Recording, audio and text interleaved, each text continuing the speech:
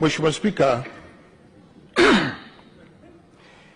kwanza nianze kwa kumshukuru Mwenyezi Mungu mwingi wa rehema kwa fadhila zake zilizotuwezesha kuiona siku hii muhimu katika historia ya Bunge la 12. Kama ninavyofahamu,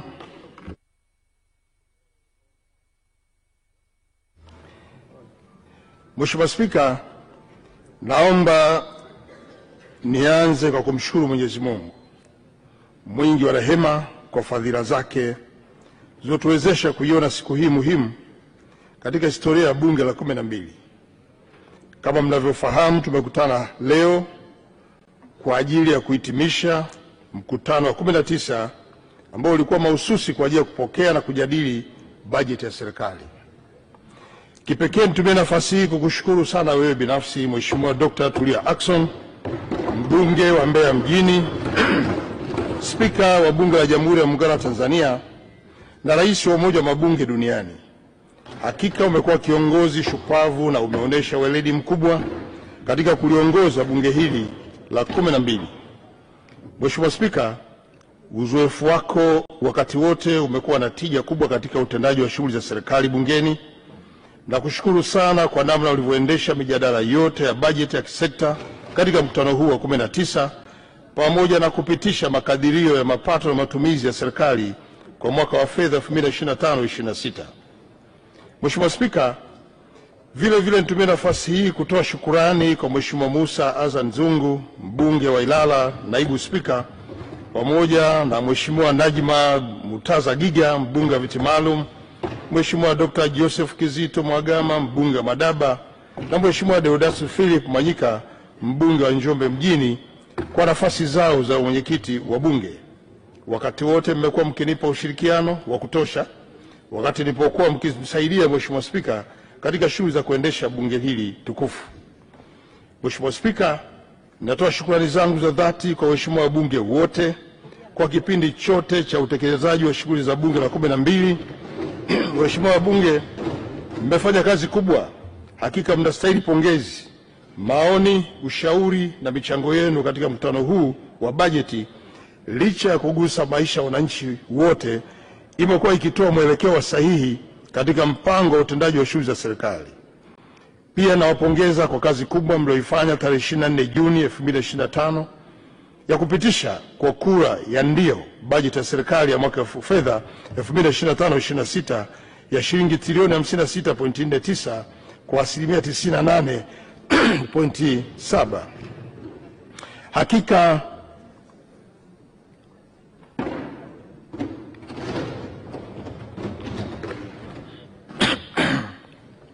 Hakika ninyi ni wazalendo, mmevunja rekodi, mmeipenda nchi yenu na mnathamini kazi kubwa iliyofanywa na Mheshimiwa Rais Dr. Samia Suluhu Hassan. Niendelee kuwashukuru sana waheshimiwa wabunge wenzangu kwa ushirikiano, mshikamano mlionipa wakati wote nikiwa nikitekeleza jukumu langu la kiongozi wa shughuli za serikali hapa bungeni. Sitawasahau na sitasahau upendo wenu kwangu. Inshallah Mwenyezi Mungu atawajalia kila lenye heri katika jambo lenu.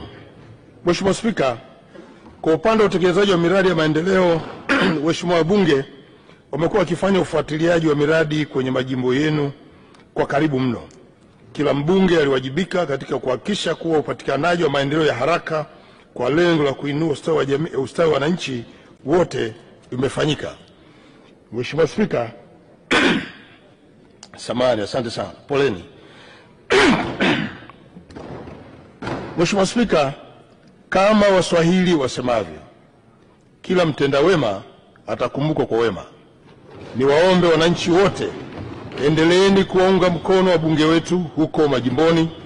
Hakika waheshimiwa wabunge, mmetenda mema kwa kuwakilisha mema majimbo yenu na mnastahili kukumbukwa kwa wema wenu. Mheshimiwa Spika, kwa heshima na taadhima, naomba nitoe shukrani zangu za dhati kwa Mheshimiwa Dr. Samia Suluhu Hassan, Rais wa Jamhuri ya Muungano wa Tanzania, kwa uongozi wake uliotukuka. Wakati wote amekuwa akinipa maelekezo yenye tija na kuifanya kazi yangu na kuwa nyepesi. Mheshimiwa Spika, sina shaka nyote mtakubaliana nami kuwa hulka yake na ustahimilivu wake umekuwa faraja kwetu sisi wasaidizi wake watumishi wote wa umma na Watanzania wote kwa ujumla. Isitoshe, Mheshimiwa Rais wakati wote amekuwa nguzo wa kuimarisha mshikamano na umoja katika taifa hili. Mheshimiwa Spika, namshukuru sana Mheshimiwa Dr. Philip Isdor Mpango, Makamu wa Rais wa Jamhuri ya Muungano wa Tanzania, kwa ushirikiano wake alionipatia wakati wote nikitekeleza majukumu yangu. Busara zake na weledi wake umekuwa msaada na mfano wa kuigwa katika utendaji wa kazi serikalini. Mheshimiwa Spika, vile vile nitumie nafasi hii kumshukuru sana Mheshimiwa Dr. Hussein Ali Hassan Mwinyi, Rais wa Zanzibar na Mwenyekiti wa Baraza la Mapinduzi, kwa ushirikiano mkubwa alionipa wakati wote. Kadhalika nitoe shukrani zangu za dhati kwa Mheshimiwa Hemedi Suleiman Abdullah, Makamu wa Pili wa Rais wa Zanzibar, ambaye amekuwa mwenyekiti mwenza katika kamati mbalimbali za kitaifa na kufanya kazi pamoja, yeye pamoja na ofisi yake Makamu wa Pili wa Rais kule Zanzibar, kwa ushirikiano wao wakati tukitekeleza majukumu yetu ya pamoja kama wenye viti wa kamati mbalimbali za kitaifa. Mheshimiwa Spika, vile vile niendelee kutoa shukrani zangu kwa Mheshimiwa Dr. Doto Mashaka Biteko, mbunge, Naibu Waziri Mkuu na Waziri wa Nishati, kwa ushirikiano mkubwa katika usimamizi na uratibu wa shughuli za serikali. Nikiri kwamba Mheshimiwa Biteko amekuwa msaada mkubwa kwangu katika kutekeleza majukumu ya ofisi ya Waziri Mkuu kwa ufanisi mkubwa. Mheshimiwa Spika, ninaomba sasa nitumie nafasi hii kuwapongeza Mheshimiwa William Vangimembe Lukuvi, mbunge, Waziri wa Nchi, Ofisi ya Waziri Mkuu, Sera, Bunge na Uratibu, na Mheshimiwa Umi Hamisi Nderiananga, mbunge, Naibu Waziri wa Nchi, Ofisi ya Waziri Mkuu, Sera, Bunge na Uratibu, kwa kazi nzuri walioifanya. Pia ninawashukuru kwa kunisaidia kutekeleza majukumu yangu wanaposimamia dhamana ya Sera, Bunge na Uratibu katika Ofisi ya Waziri Mkuu. Mheshimiwa Spika, kadhalika nitoe shukrani za dhati kwa Mheshimiwa Ridhiwan Jakaya Mrisho Kikwete, mbunge, Waziri wa Nchi, Ofisi ya Waziri Mkuu, Kazi, Vijana, Ajira na Wenye Ulemavu, kwa pamoja na Mheshimiwa Petrobas Pasco Katambi, mbunge, Naibu Waziri wa Nchi, Ofisi ya Waziri Mkuu, Kazi, Vijana, Ajira na Wenye Ulemavu, kwa kunisaidia kusimamia dhamana ya Kazi, Vijana, Ajira na Wenye Ulemavu. Ushirikiano wao umekuwa chachu ya mafanikio katika shughuli za kila siku za Ofisi ya Waziri Mkuu. Kwa mara nyingine nawashukuru sana. Mheshimiwa Spika, nawashukuru sana pia Wanaruangwa kwa kuniunga mkono na kunipatia ushirikiano katika kipindi chote nilipokuwa nikitekeleza majukumu ya Waziri Mkuu wa Jamhuri ya Muungano wa Tanzania. Ninatambua wakati mwingi nimekuwa nje ya jimbo letu nikitumikia taifa, lakini Wanaruangwa wameendelea kuniunga mkono. Nitumie nafasi hii kusema asanteni sana, na muomba Mwenyezi Mungu azidi kuimarisha mshikamano uliopo kati yetu sote, na naomba kuwajulisha kuwa nakuja kuchukua fomu na kuomba ridhaa yenu.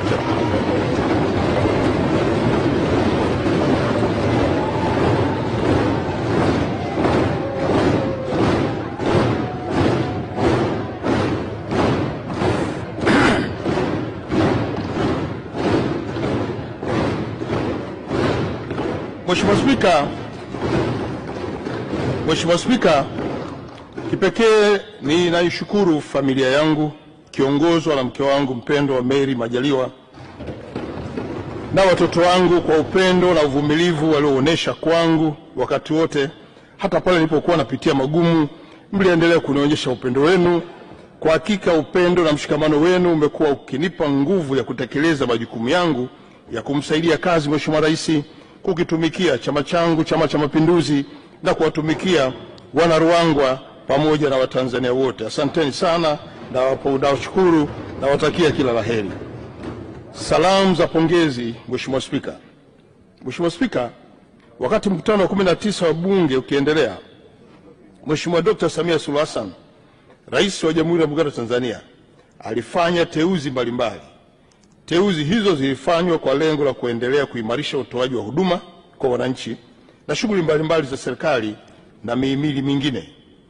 Mheshimiwa Spika, mnamo tarehe 13 mwezi huu wa Juni 2025 alimteua Mheshimiwa George Mchechu Masaju, aliyekuwa jaji wa Mahakama ya Rufani Tanzania, kuwa jaji mkuu wa Tanzania. Mheshimiwa Masaju amechukua nafasi ya Mheshimiwa Profesa Ibrahim Hamisi Juma ambaye amestaafu, na kwa hakika amefanya kazi kubwa aliyoacha alama katika muhimili wa mahakama. ninamtakia kila laheri Profesa Ibrahim Juma katika maisha yake ya ustaafu. Mheshimiwa Spika, ninatoa pongezi nyingi kwa Mheshimiwa Jaji Masaju pamoja na viongozi wote wateule katika nafasi mbalimbali. Aidha, nitumie nafasi hii kuwatakia wateule wote kila laheri katika utekelezaji wa majukumu yao ambayo ni mapya na kuwakumbusha wajibu wao wa kutanguliza mbele maslahi ya taifa letu na wananchi wote kwa ujumla. Mheshimiwa Spika, itakumbukwa katika mkutano wa Shirika la Afya Duniani Mei 18, 2025 Geneva, Uswisi, pamoja na masuala mengine, ulifanyika uchaguzi wa kumpata mkurugenzi mkuu wa Shirika la Afya Duniani kanda ya Afrika. Kwa mara nyingine, Tanzania iliendelea kung'ara kimataifa baada ya Profesa Mohamed Yakub Janabi, mshauri wa rais wa masuala ya tiba na mkurugenzi wa hospitali ya teule ya Muhimbili, kuchaguliwa kuwa mkurugenzi wa Shirika la Afya Duniani kanda ya Afrika baada ya kuwashinda wagombea kutoka nchi za Ivory Coast, Guinea, Niger na Togo. Mheshimiwa Spika, ninaungana na Mheshimiwa Dr. Samia Suluhu Hassan, rais wetu, pamoja na Watanzania wote kumpongeza sana Profesa Mohamed Janabi kwa ushindi huo. Nafasi hii imeipa Tanzania heshima kubwa, kwani imedhihirisha uwezo wa kuandaa viongozi wenye weledi ambao wanaweza kumudu ushindani kwa ngazi ya kimataifa. Mheshimiwa Spika, wakati nikiendelea na mkutano huu wa 19 wa bunge lako tukufu mnamo tarehe 7 Mei 2025, tuliondokewa na mwanasiasa mashuhuri na mkongwe Mheshimiwa Cleopa David Msuya. Mheshimiwa Msuya aliwahi kulitumikia bunge hili akiwakilisha jimbo la Mwanga mkoani Kilimanjaro. Mheshimiwa Spika, kadhalika Mheshimiwa Msuya amewahi kuhudumu serikalini katika nafasi mbalimbali. Kuanzia mwaka 1964 hadi 1972 alihudumu nafasi ya katibu mkuu katika Wizara ya Maendeleo ya Jamii na Utamaduni, Wizara ya Ardhi na Maendeleo ya Maji, Wizara ya Mambo ya Uchumi na Mipango, pamoja na Wizara ya Fedha.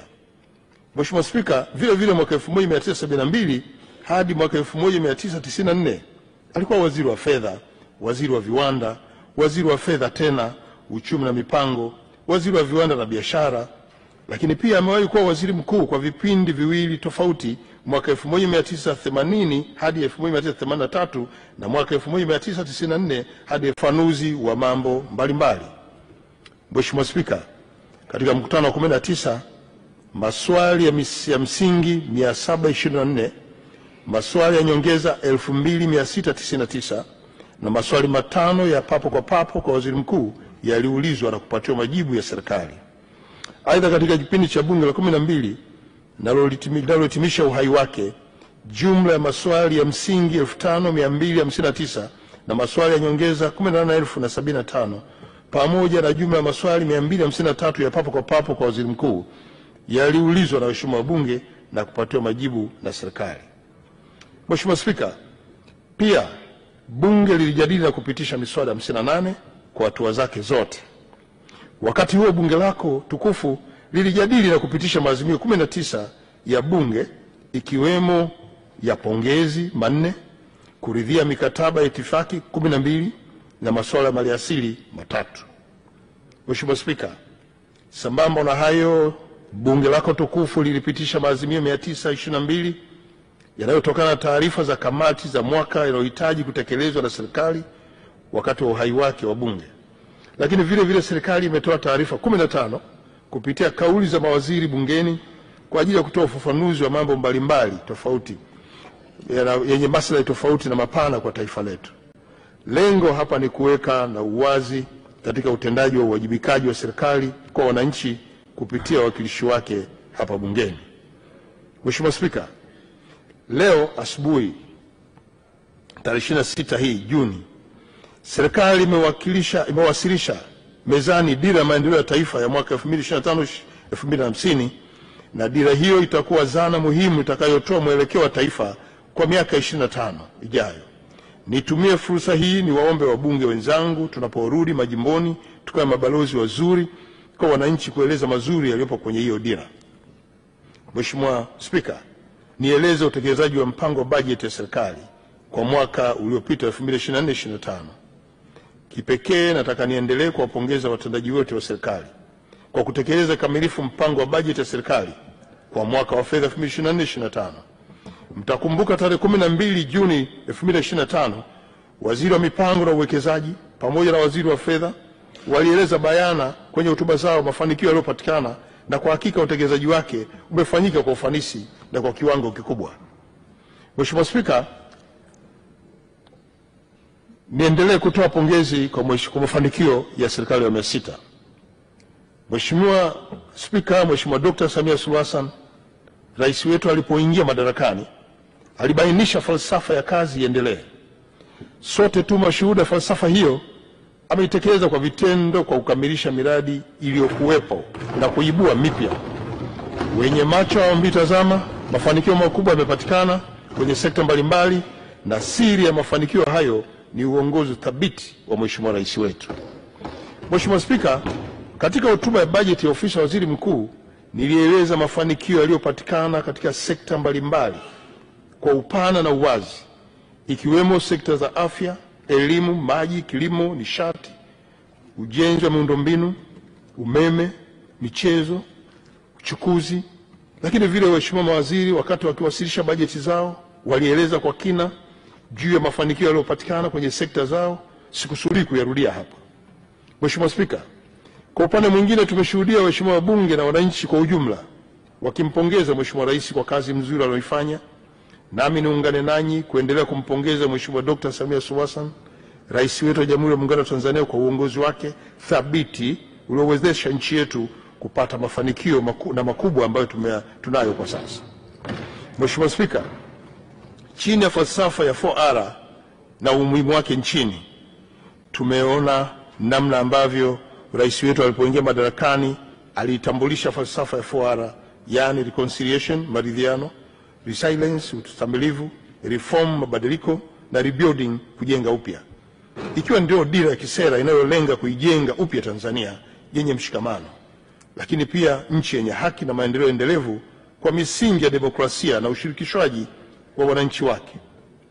Mheshimiwa Spika, nitumie nafasi hii pia kuendelea kumpongeza rais wetu kwa kuimarisha uhusiano wa kimataifa na kidiplomasia ya uchumi.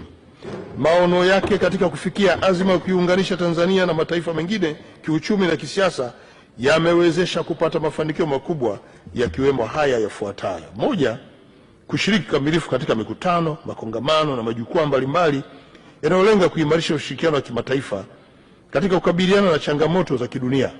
Mathalan, Tanzania ilishiriki kikamilifu katika mkutano wa wakuu wa nchi tajiri duniani za kundi la G20 uliofanyika Rio de Janeiro, Brazil, na mkutano wa 29 wa nchi wanachama wa mkataba wa Umoja wa Mataifa kuhusu mabadiliko ya tabia nchi, COP29. La pili, kuandaa na kuratibu mikutano, makongamano na majukwaa ya kimataifa, ikiwemo mkutano wa wakuu wa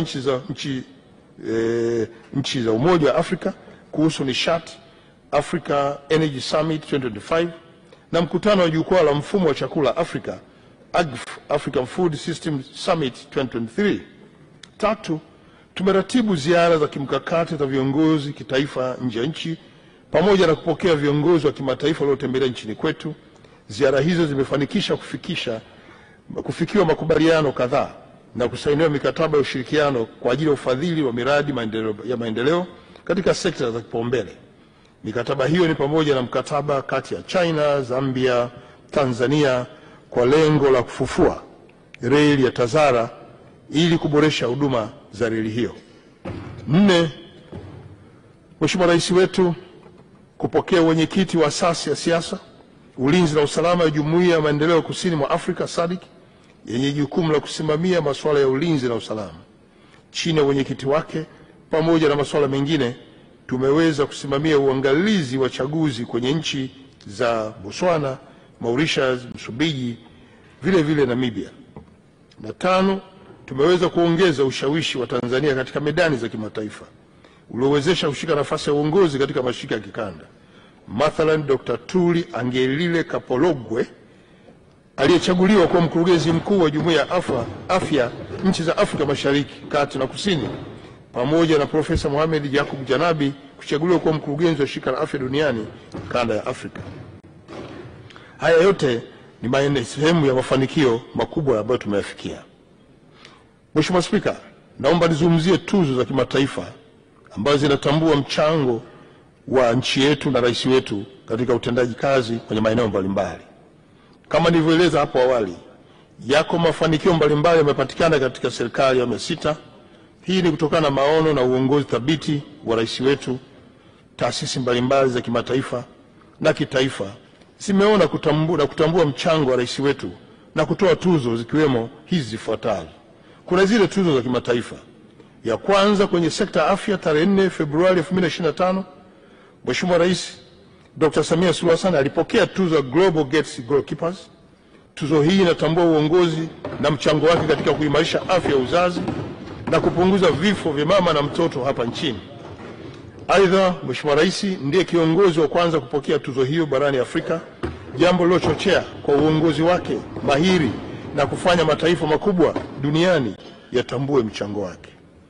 2, kwenye sekta ya miundombinu, siku ya tarehe 25 Mei 2022, Mheshimiwa Rais alipokea tuzo ya Babaka Ndiaye kwa mwaka 2022 kuonesha kwamba dunia inatambua jitihada anazozifanya katika ujenzi wa miundombinu bora hapa nchini.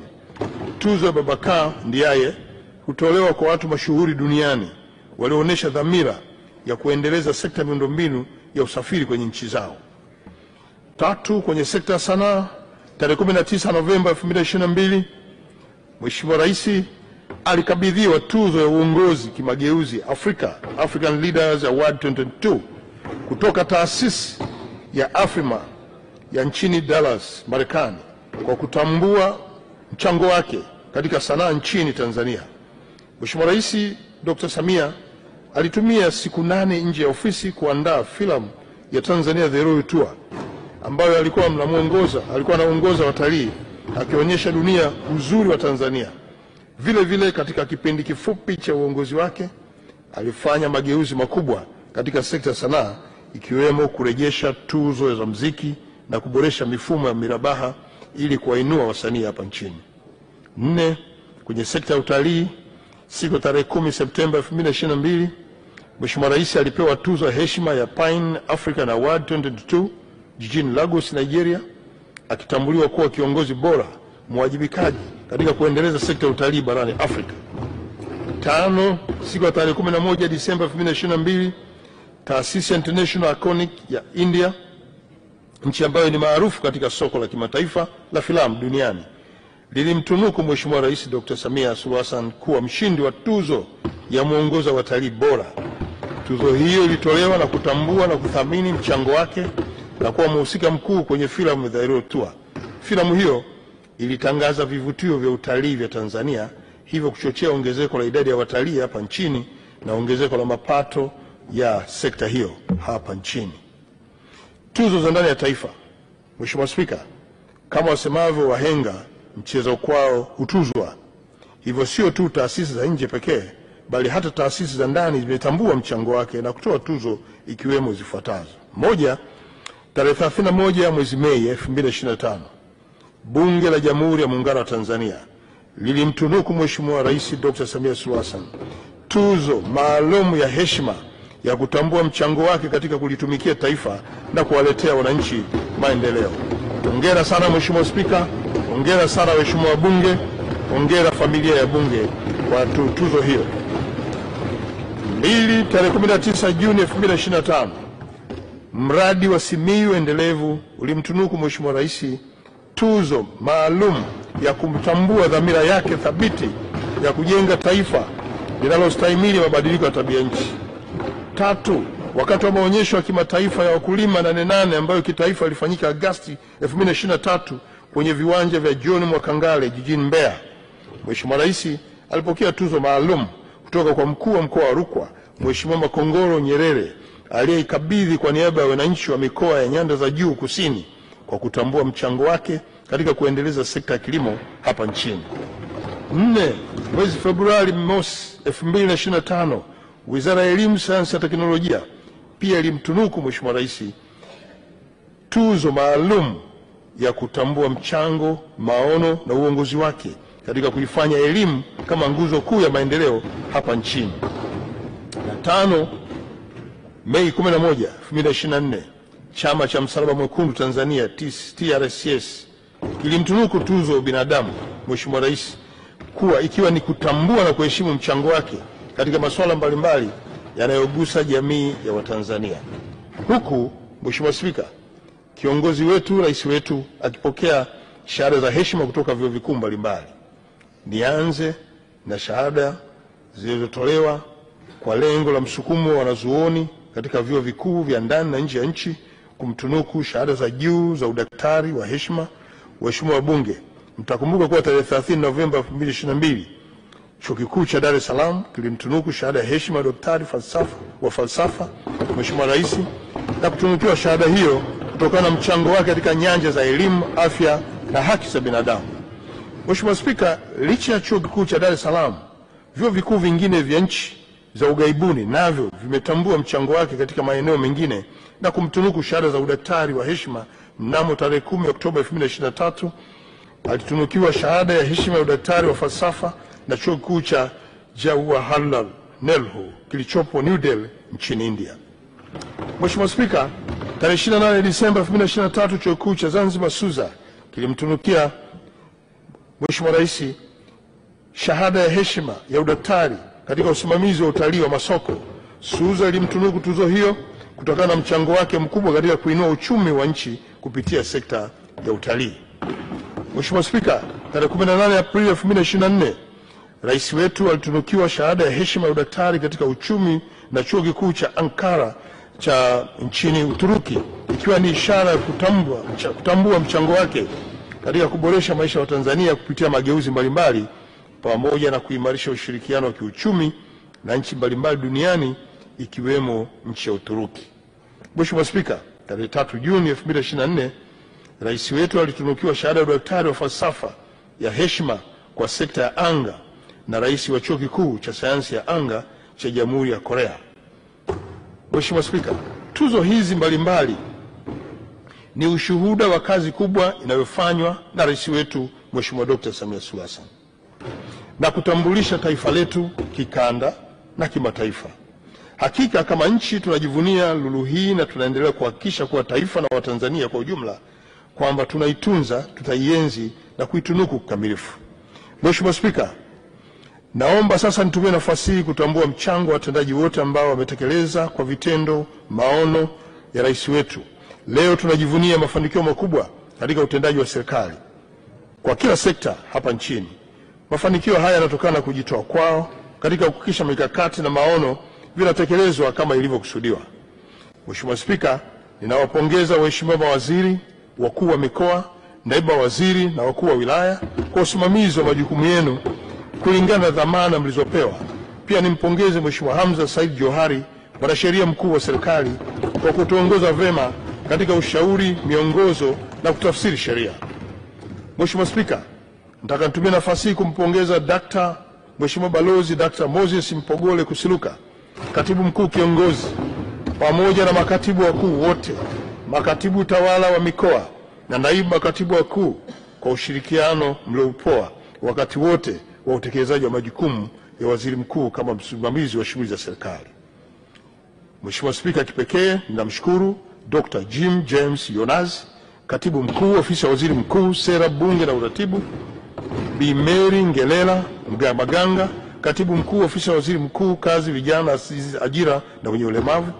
Vile vile niwashukuru Dr. James Henry Kilabuko, naibu katibu mkuu, sera, bunge na uratibu, na Bi Zuhura Abdalla Yunus, naibu katibu mkuu, kazi, vijana, ajira na wenye ulemavu.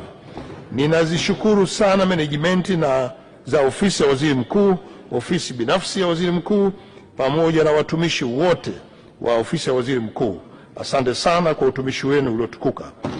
Tunamshukuru Mwenyezi Mungu kwa mapenzi yake kwetu kutuwezesha kutekeleza majukumu yetu vizuri na kwa ufanisi. Mheshimiwa Spika, natoa pongezi nyingi kwa wakuu wa vyombo vya ulinzi na usalama, nikianza na Jenerali Jacob John Mkunda, mkuu wa majeshi ya ulinzi, lakini pia Inspekta Jenerali wa polisi Camillus Mangosu Wambura, mkuu wa jeshi la polisi, mkurugenzi mkuu Suleiman Abubakari Mombo, mkuu wa idara ya usalama wa taifa, kamishna jenerali wa magereza Jeremia Yoram Katungu, mkuu wa jeshi la magereza, Mheshimiwa Spika, vile vile niendelee kuwapongeza Kamishna Jenerali John William Masunga, mkuu wa Jeshi la Zimamoto na Uokoaji. Tunaye pia Kamishna Jenerali wa Uhamiaji, mama yetu Dr. Anna Makakala, mkuu wa idara ya uhamiaji. Lakini pia kuna mkurugenzi mkuu Cyprian Francis Chalamila, mkuu wa taasisi ya kuzuia na kupambana na rushwa. Tunaye pia Kamishna Jenerali Aretas James Limo, Kamishna Jenerali wa mamlaka ya kudhibiti na kupambana na dawa za kulevya. Mheshimiwa Spika, natoa pongezi kwa wakuu wa taasisi wote, watumishi wote wa umma na sekta binafsi kwa kujituma na kutoa ushirikiano mzuri katika kufanikisha shughuli za serikali. Hakika jitihada zenu zimewezesha kufanikisha yote ambayo yalikuwa yamepangwa katika nyanja mbalimbali ikiwemo zile za kiuchumi na kijamii. Mheshimiwa Spika, naomba nitoe shukrani za dhati kwa viongozi wa dini kwa utayari wao katika kushirikiana na serikali. Huduma zenu za kiroho zimechangia hali ya utulivu na ustaarabu kwa jamii ya Watanzania. Hivyo niendelee kuwasihi viongozi wetu wa dini kuendelea kushirikiana na serikali katika kuleta amani, umoja, ushirikiano wa taifa letu. Mheshimiwa Spika, kipekee kabisa niwashukuru sana wananchi wote wa Tanzania kwa kuiunga mkono serikali ya awamu ya 6 inayoongozwa na Rais wetu Dr. Samia Suluhu Hassan, na nikiri kwamba mmeonyesha uzalendo, umoja na mshikamano wa hali ya juu uliowezesha serikali kutekeleza majukumu yake kwa ubora. Mheshimiwa Spika, ninawapongeza sana wananchi wote kwa juhudi kubwa katika shughuli za uzalishaji mali. Uchumi wa nchi yetu umeendelea kuwa imara wakati wote. Sina shaka hata kidogo upande wenu kwa serikali ya awamu ya 6 umekuwa msukumo wa kujitoa kwenu, na naomba tuendelee kumuunga mkono rais wetu kwa kumpa kura nyingi za kishindo katika uchaguzi mkuu utakaofanyika mwezi Oktoba mwaka 2025. Mheshimiwa Spika, napoelekea kuhitimisha hotuba yangu, naomba sasa niweke msisitizo katika masuala muhimu kama ifuatavyo. Moja, juu ya utekelezaji wa bajeti ya mwaka 2025/26. Mheshimiwa Spika, tarehe 24 Juni 2025 ndani ya bunge lako tukufu, sote kwa pamoja tulipitisha kwa kishindo bajeti ya serikali kwa mwaka wa fedha 2025/26. Nitumie nafasi hii kusisitiza maeneo yafuatayo. Moja, maafisa masuhuli katika ngazi zote za umma wazingatie vipaumbele vilivyoainishwa kwenye bajeti iliyopitishwa na bunge. Na mbili, kwa maafisa masuhuli tena wakamilishe miradi yote ambayo haijakamilishwa sambamba na kutekeleza ahadi za viongozi inavyoelekezwa katika maeneo yao. Mheshimiwa Spika, naomba nizungumzie uchaguzi mkuu mwaka huu 2025. Tume Huru ya Taifa ya Uchaguzi inaendelea na maandalizi ya uchaguzi mkuu utakaofanyika mwezi Oktoba 2025. Nitumie nafasi hii kuwakumbusha wadau mbalimbali, kila mmoja kwa nafasi yake, ikiwemo wananchi ambao ni wapiga kura, kushiriki kikamilifu katika uchaguzi huo. Mheshimiwa Spika, nitoe rai kwa kila mmoja wetu kuhakikisha kwamba kila mmoja analinda na kuitunza tunu ya amani na utulivu kwa nchi yetu kabla, wakati na baada ya uchaguzi. Kwa upande mwingine, serikali itahakikisha inatekeleza wajibu wake wa kusimamia katiba, sheria na taratibu zilizowekwa ili kila mwananchi mwenye sifa ya kuchaguliwa au kuchagua aweze kutimiza haki yake ya kikatiba bila vikwazo vya aina yoyote. Mheshimiwa Spika, sekta ya michezo, nianze na kukupongeza wewe Mheshimiwa Dr. Tulia Ackson, Spika wa Bunge la Jamhuri ya Muungano wa Tanzania, kwa kuendesha mabonanza ya michezo.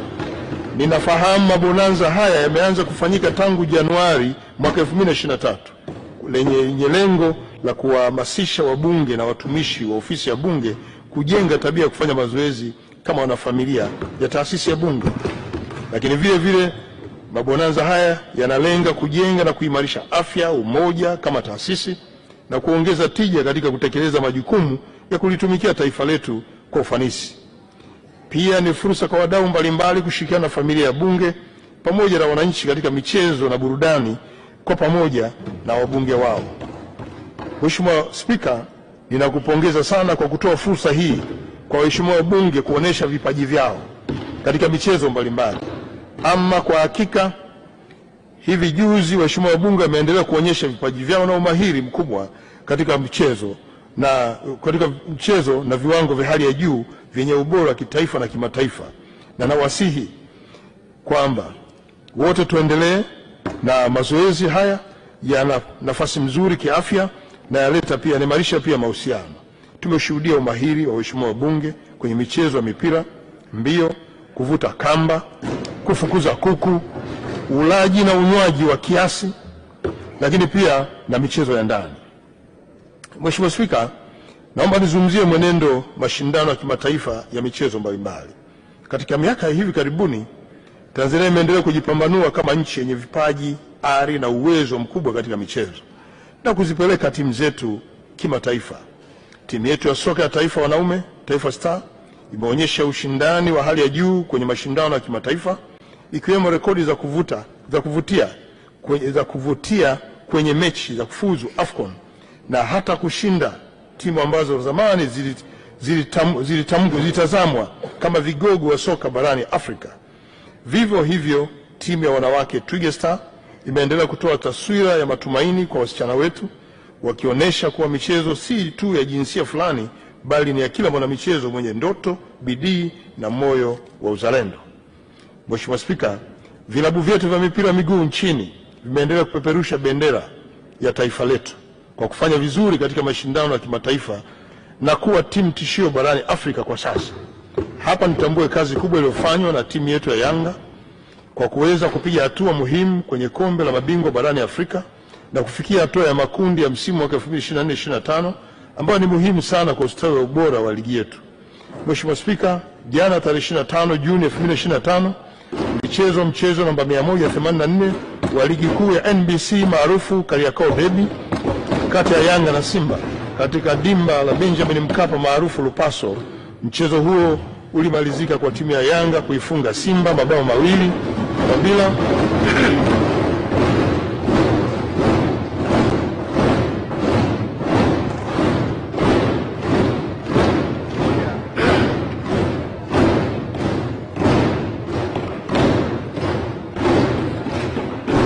Mheshimiwa Spika, naomba nirudie tena. Jana tarehe 25 Juni 2025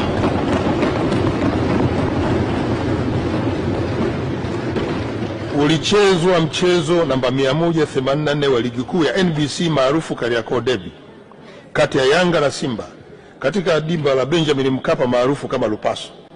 Mchezo huo ulimalizika kwa timu ya Yanga kuifunga Simba 2-0 yaliyofungwa na nyota Pacome Zuzu na kijana wetu wa Tanzania Clement Mzize. Mheshimiwa Spika, naomba niungane na Mheshimiwa Dr. Samia Suluhu Hassan, Rais wetu wa Jamhuri ya Muungano wa Tanzania, kuipongeza timu ya Yanga kwa kutoa ubingwa wa 31 wa Tanzania bara, ikiwa ni ubingwa wa 4 mfululizo. Aidha, niwape moyo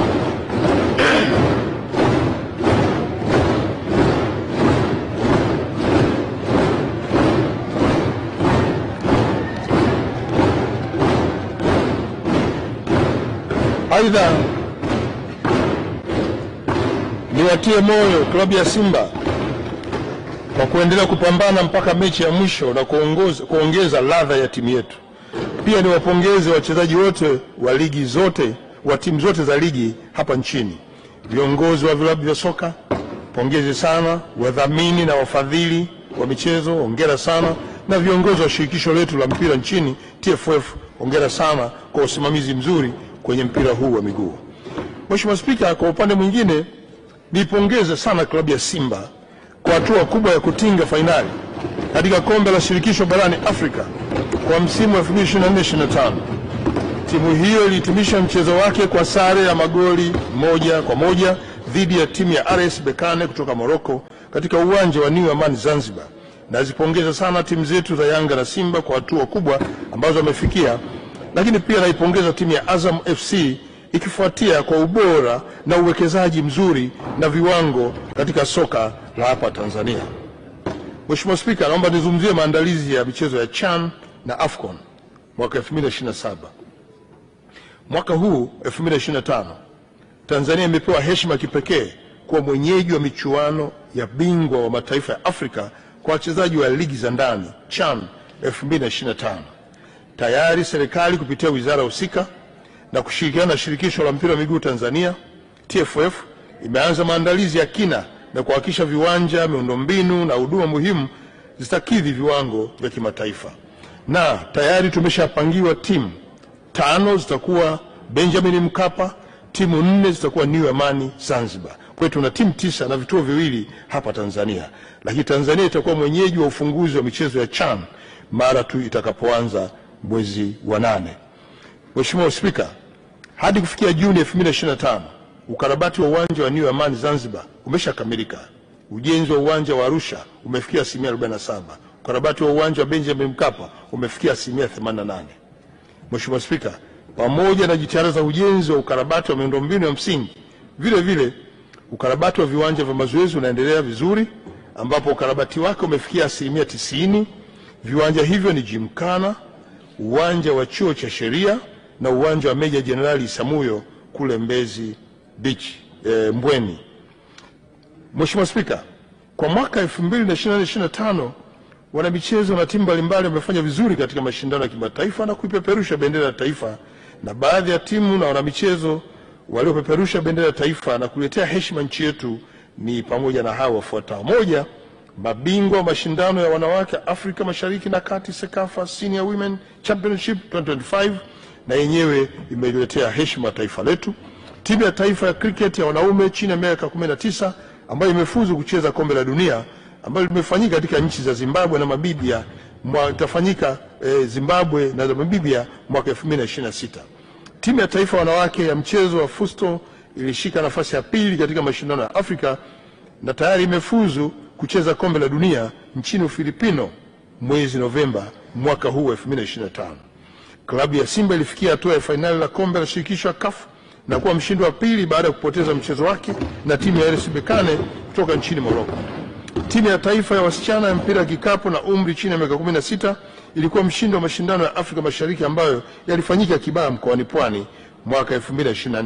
Mwanariadha Alphonse Sim alishika nafasi ya 2 na kupata medali ya fedha katika mashindano ya marathon ya Boston ambayo yalifanyika nchini Marekani mwezi Aprili mwaka 2025. Mheshimiwa Spika, sasa naomba kutoa hoja ya shukrani. Kwa unyenyekevu mkubwa sana namshukuru kwa dhati wa moyo wangu Mheshimiwa Rais Dr.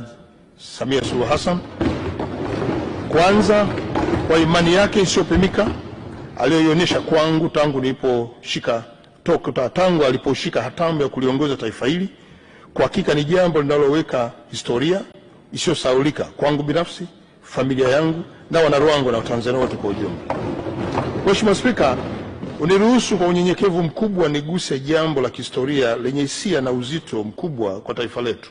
Kama taifa, tuna kumbukumbu ya majonzi na maumivu makubwa tuyapitia kwa tukio la tarehe 17 Machi mwaka 2021 pale ambapo tulimpoteza kiongozi wetu kipenzi, Rais wa awamu ya 5 hayati Dr. John Pombe Magufuli. Ukweli usiopingika ni kwamba tukio hili lilituacha sote tukiwa na majonzi, taharuki na giza nene. Mheshimiwa Spika, katika giza hilo nene la huzuni iliyogubika taifa letu, Mwenyezi Mungu alimpa ushupavu, ujasiri na utulivu wa kipekee Mheshimiwa Dr. Samia Suluhu Hassan kuwa rais wa Jamhuri ya Muungano wa Tanzania na akawa faraja kubwa kwa Tanzania. Kiongozi huyu alisimama imara katika upepo mkali wa historia ya nchi yetu. Alichukua hatamu ya uongozi kwa utulivu, kwa busara na kwa ujasiri usioyumba, na katika kipindi hiki alitufundisha kuwa utulivu sio udhaifu, bali ni nguvu ya ndani iliyotokana kwa Mwenyezi Mungu katika kushughulikia masuala makubwa ya kijamii, kiuchumi na kisiasa ndani na nje ya mipaka ya nchi. Mheshimiwa Spika, katika kipindi hicho kigumu, Mheshimiwa Dr. Samia Suluhu Hassan alionyesha imani kubwa na hatimaye aliamua niendelee kumsaidia kwa nafasi ya waziri mkuu. Hili sio jambo dogo, na yakumbuka maneno yake kwangu, anukuu, Kasimu, tuendelee kushirikiana kulitumikia taifa letu, simamia shughuli za serikali. Namshukuru sana kwa moyo wa dhati Mheshimiwa Dr. Samia Suluhu Hassan kwa imani aliyoonyesha kwangu. Mheshimiwa Spika, katika kipindi cha uongozi wake tumeweza kusimama imara kama taifa. Tumesimamia tunu za taifa hili za amani na utulivu. Tumeendeleza miradi ya maendeleo iliyokuwa ya kimkakati na mengine inaendelea kujengwa, na huduma za jamii pia. Tumeimarisha demokrasia, tumeimarisha diplomasia, tumejenga uchumi na kujenga mshikamano wa kitaifa. Haya yote yametokana na uongozi imara wenye hekima wa Mheshimiwa Rais Dr. Samia Suluhu Hassan ambaye ndio rais wa Jamhuri ya Muungano wa Tanzania. Hivyo nimalizie kwa kusema kuwa Mheshimiwa Dr. Samia Suluhu Hassan amekuwa mwalimu wa subira, kielelezo cha ujasiri, ustahimilivu na alama ya matumaini kwa kizazi hiki, na kiongozi aliyetoa mfano wa kuwa mwanamke anaweza kuongoza hata kwenye nafasi ya kitaifa. Lakini pia naomba nimnukuu Mheshimiwa Jakaya Mrisho Kikwete, rais mstaafu wa awamu ya 4, alisema, hapa Tanzania leo hakuna mwanasiasa maarufu kama Rais Samia, iwe ndani ya chama ama nje ya Chama cha Mapinduzi. Mheshimiwa Spika, daima nitaendelea kumshukuru na namwombea ushindi mkubwa kwenye uchaguzi mkuu ujao. Lakini vile vile ninawaombea ushindi wa kishindo Mheshimiwa Balozi Dr. Emmanuel John Nchimbi, mgombea mwenza wa nafasi ya urais, na Mheshimiwa Dr. Hussein Hassan Mwinyi, mgombea wa urais wa Zanzibar. Mheshimiwa Spika, niendelee kutumia nafasi hii pia kukupongeza sana wewe binafsi kwa namna ulivyoendelea bunge hili kwa weledi, busara na ujasiri wa hali ya juu, na katika kipindi cha uongozi wako katika bunge hili sote tumekushuhudia imani kubwa ya dunia kwa nchi yetu kupitia wewe spika wetu, pale ambako Umoja wa Mabunge Duniani ulipoamua kukupa dhamana kubwa ya kuwa rais wa mabunge ya dunia. Hili si jambo dogo pia nalo. Kuchaguliwa kwako si tu kumeliheshimisha taifa letu pekee, bali kumeliheshimisha bunge letu ambalo ndilo lililoanza kuonesha imani kwako na kujivunia. Lakini vile vile umewaheshimisha wana Mbeya mjini kama wapiga kura wako, ambako ndio jimbo lako, kuwa wewe ndiye kiongozi bora na mahiri.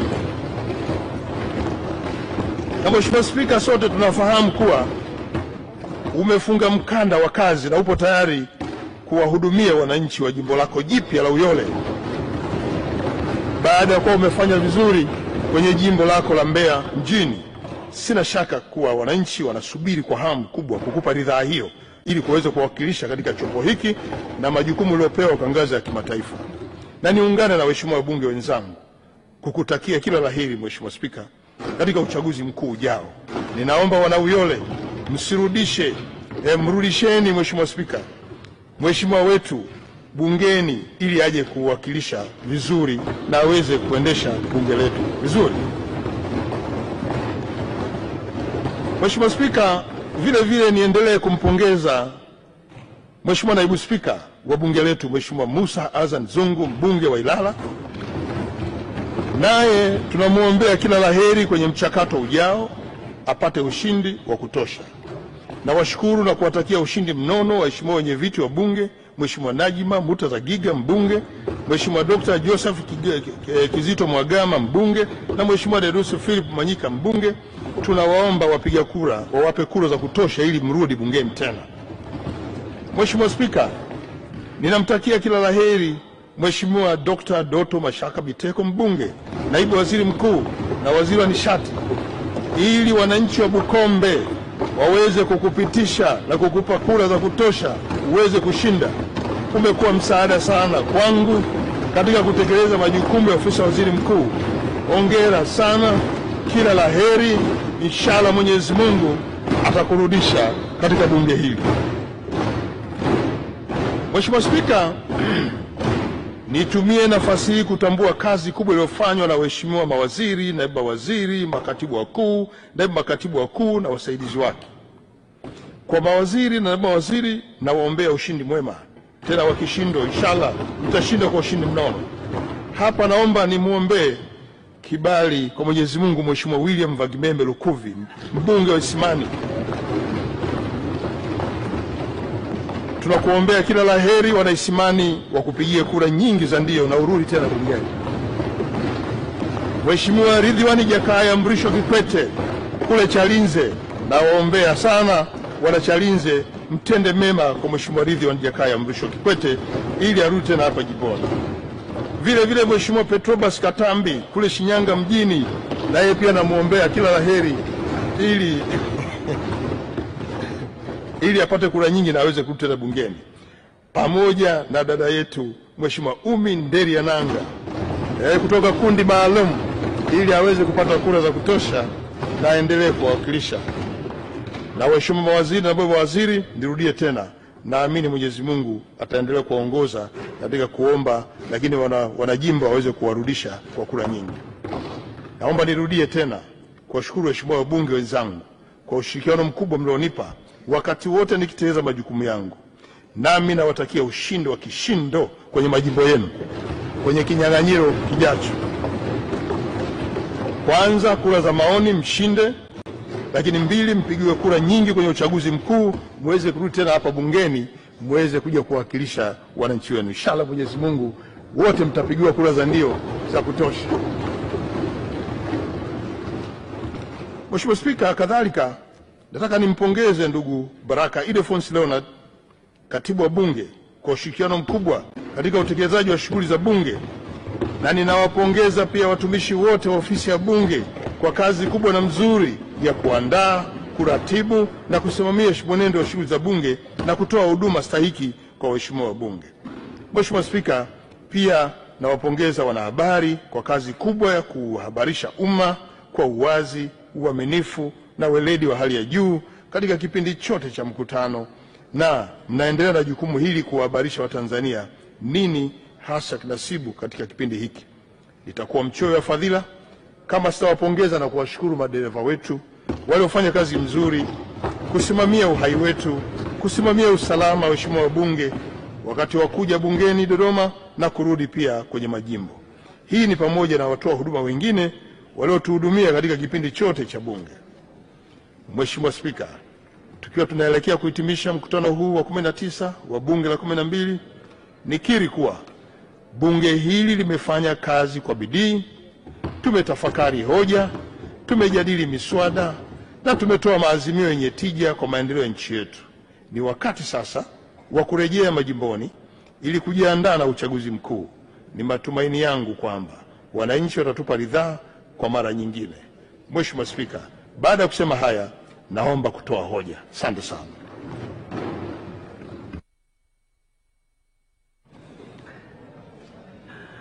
Asante sana Mheshimiwa Waziri Mkuu. Waheshimiwa wabunge, naomba mketi kwa sababu hoja hii ikiwasilishwa kwa ngazi hii hamhojiwi wala hamuungi mkono.